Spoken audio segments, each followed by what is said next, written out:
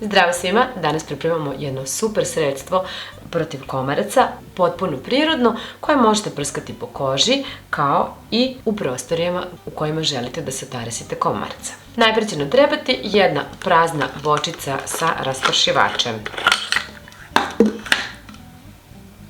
U nju sipamo 60 ml vode.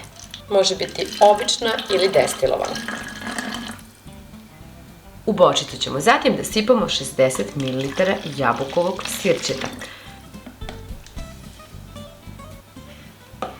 A zatim da dodamo i eterično ulje lavande.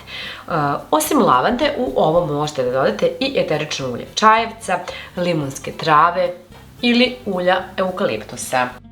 Možete dodati 10 do 20 kapi lavande.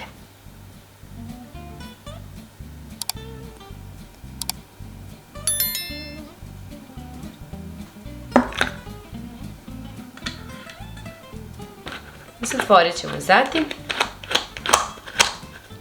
promućkati sve i ovo možete da koristite tako što ćete prskati po koži. Potpuno je bezbedno. Bezbedno je i za decu.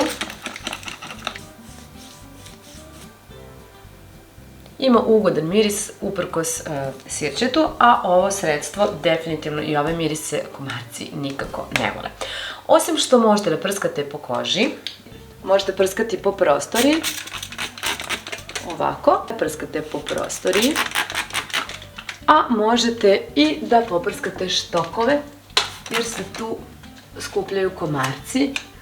Malo prebrišite samo, možete naprskati malo i ovo veštačko cveće, ono će da dobije miris ovoga, a teraće i komarce. Takođe možete da naprskate i neke površine, da ih prebrišete. I na taj način će i one odbijati komarce. A ovo sredstvo je inače i veoma dobro za čišćenje.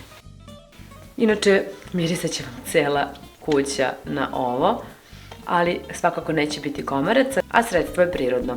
Ja se nadam da će vam biti od koristi ovaj video. Ukoliko je tako, nemojte da zaboravite da ostavite like. Hvala vam na pažnji, podržite kanal i zapratite ga.